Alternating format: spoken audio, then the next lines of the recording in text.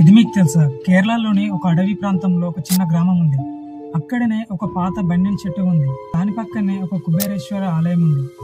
ఇప్పుడు అది పూర్తిగా విడిచిపెట్టబడింది. గ్రామస్తులు చెబుతారు ఆ చెట్టులోనే యక్షిని నివసిస్తుందట. అయితే కుబేరుని శాపం పొంది ఆ యొక్క ఆలయాన్ని కాపాడాలని నియమించబడిందట. ప్రతి అర్ధరాత్రి ఆ చెట్టు దగ్గర నుంచి మల్లెపూల సువాసన వస్తుంది. అండ్ ఆ గజ్జల శబ్దం కూడా వినిపిస్తుంది. ఆ సువాసన వెంబడించిన వారు తిరిగి రాలేదు. ఒకరోజు రవి అనే యువకుడు ఆ కథలన్నీ అబద్ధమని నవ్వుకున్నాడు. భూతాలు ఏముంటాయి, ఇవన్నీ కల్పలనే అని చెప్పి అర్ధరాత్రి బన్యన్ చెట్టు దగ్గరికి వెళ్తాడు. గాలి ఒక్కసారిగా ఆగిపోయింది. జాస్మిన్ వాసన మరింత బలంగా వచ్చింది.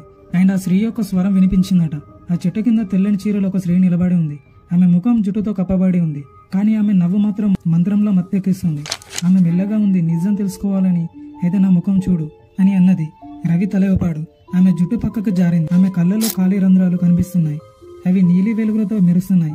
ఆమె పెదవులు విపరీతంగా పెరిగాయి. ఒక భయానకమైన నవ్వుతో రవి పారిపోవాలని చూశాడు. కానీ చెట్టు వేళ్లు మాత్రం పాములా కదిలి అతను పట్టుకున్నాయి. ఆ క్షణం ఆయన జీవితంలోని చివరి క్షణంగా అయింది.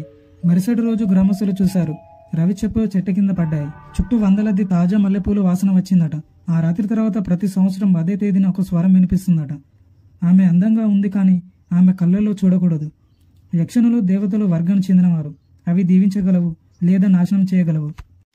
వాటిని గౌరవిస్తే సౌభాగ్యం ఇస్తాయి, తక్కువగా అంచనా వేస్తే జీవితాన్ని తీసుకుపోతాయి. ఇలాంటి మరిన్ని హిందూ పురాణాల రహస్యాలు తెలుసుకోవాలి అంటే వెంటనే ఛానల్ని సబ్స్క్రైబ్ చేయండి.